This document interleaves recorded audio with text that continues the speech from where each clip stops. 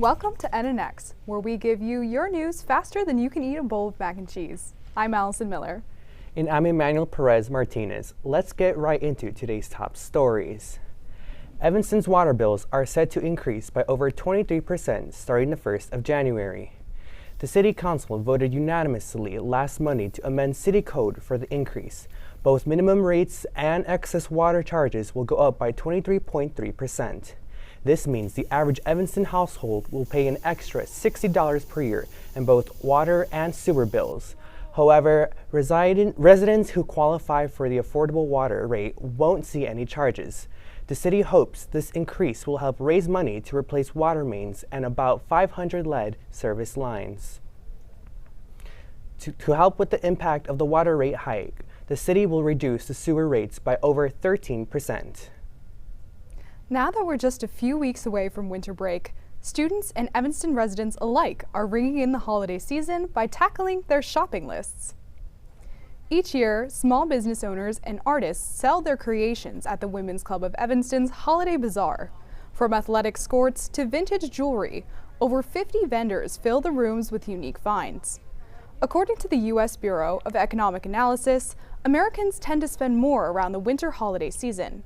In Evanston, small business owners also hop on the holiday boom.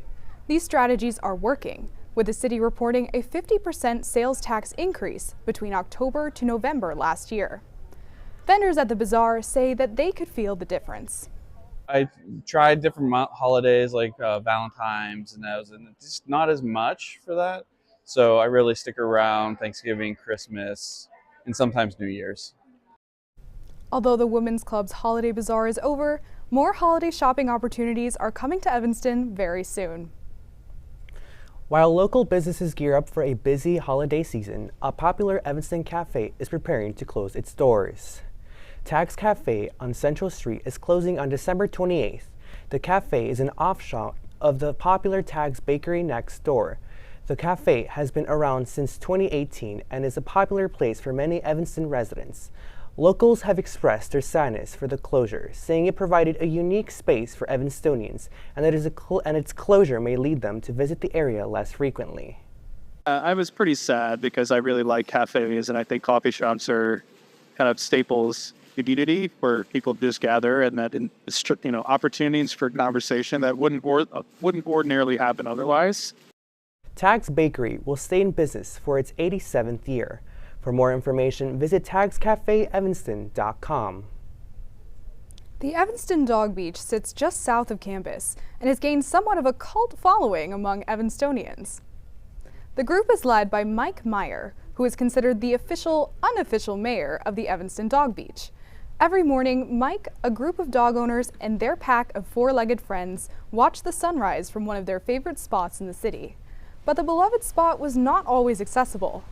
After 20 years, the original Dog Beach closed and the shoreline almost disappeared, affected by rising lake levels.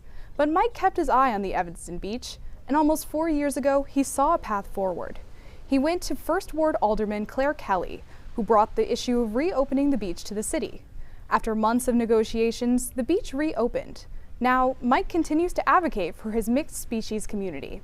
On his daily sunrise walks, he empties the poop buckets he newly installed. He checks to make sure ball launchers are available, he picks up tennis balls, and he's selling his Dog Beach merch, which features a calendar and a baseball cap.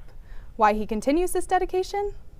Dogs are the best people, and most people are dogs on a good day. Mike also runs the group's Facebook page, which has accumulated over 1,300 followers. Head to the Evanston Dog Beach to check out the fun.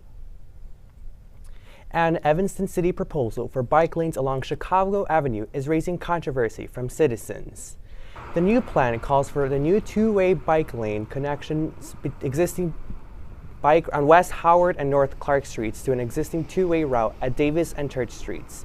Government officials say this project aims to make streets safer, predicting a 52% reduction in cyclist and pedestrian crashes with these protected lanes. However, these lanes will cut parking space along the street. Some biking advocates and business owners are also worried narrower sidewalks and lack of parking will lead to increased traffic congestion.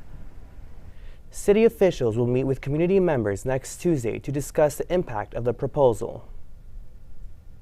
Northwestern is involved in a class action lawsuit accusing 17 universities of working together to limit financial aid. Last February, Northwestern agreed to pay over $43 million to resolve these claims.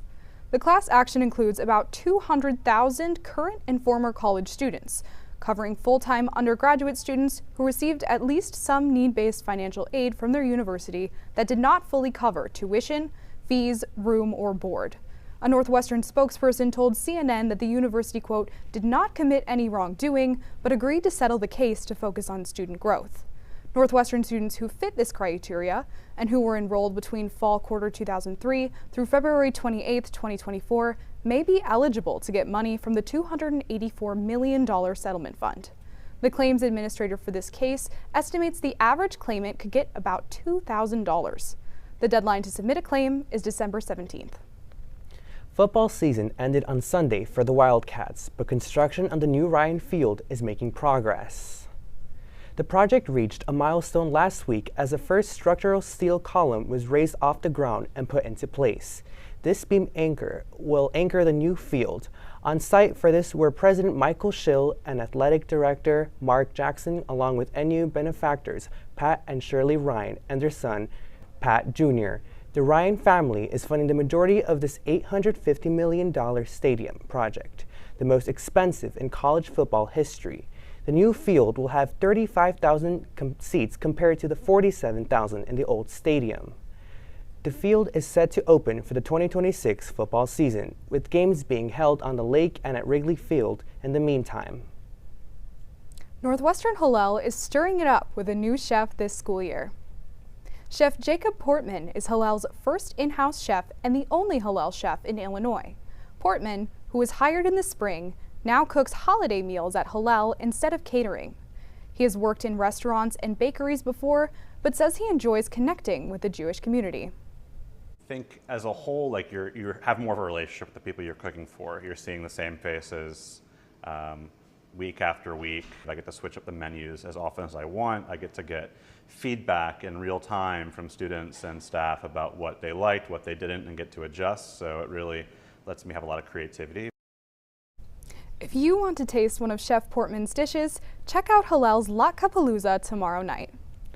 On November 22nd, Chris Kindle Market, an annual German-style holiday market, opened for the season. Just a CTA ride away, Northwestern students flock to the Loop, enjoying the festivities. Chris Kindle Market has many booths serving German crafts foods like cookie croissants and drinks like hot chocolate. However, students note that these treats were a bit overpriced, with, for example, hot dogs at $11. Despite these prices, Medill's second-year Sydney Goss said the holiday market was a fun seasonal activity. The Chris Kindle Market will remain open until Christmas Eve. In Evanston, toys are taking center stage this holiday season. NNN's Micah Sandy shows us how an Evanston exhibit honors toy traditions, while a city holiday drive brings new ones to kids in need. Dolls, Tinker Toys, and even Rudolph the Red-Nosed Reindeer, Evanston has left its mark on toy history. And now, that history is on display at the Evanston History Center's new temporary exhibit. It's all fun and games. And it definitely is. Evanston was, a lot of people might not know this, a hot spot for toy manufacturing for a while. While the exhibit celebrates the past, Evanston residents are also working to make this holiday season brighter for kids in need. The mayor's Food, Book, and Toy Drive, an annual holiday effort, is already underway, with drop-off boxes at local city buildings and shops.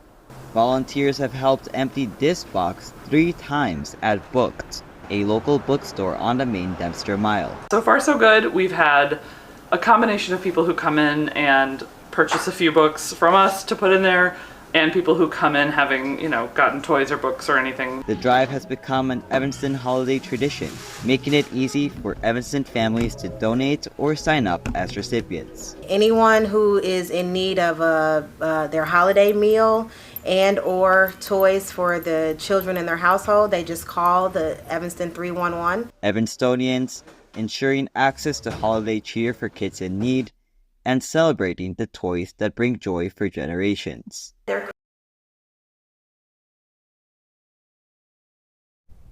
Thanks, Micah. If you're interested in donating, check out the City of Evanston's website, www.cityofevanston.org. And if you're interested in checking out the exhibit, visit evanstonhistorycenter.org. Well, that's all the time we have for NNX this fall quarter. Tune in later tonight for the Northwestern News Report at 7 p.m. I'm Allison Miller. And I'm Emmanuel Perez Martinez. Thanks for watching and see you in 2025.